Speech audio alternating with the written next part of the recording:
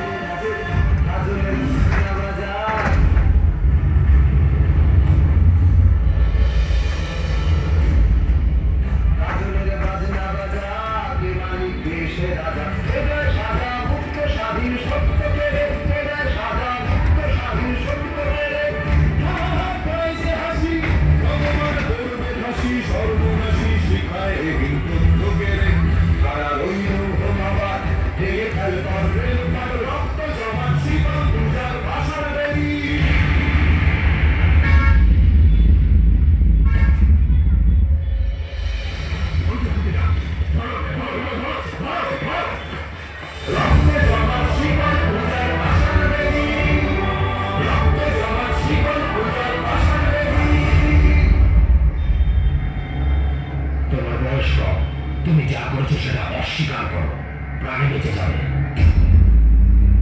না, আমার বিরুদ্ধে যে অভিযোগ আমি তো অস্বীকার করব না।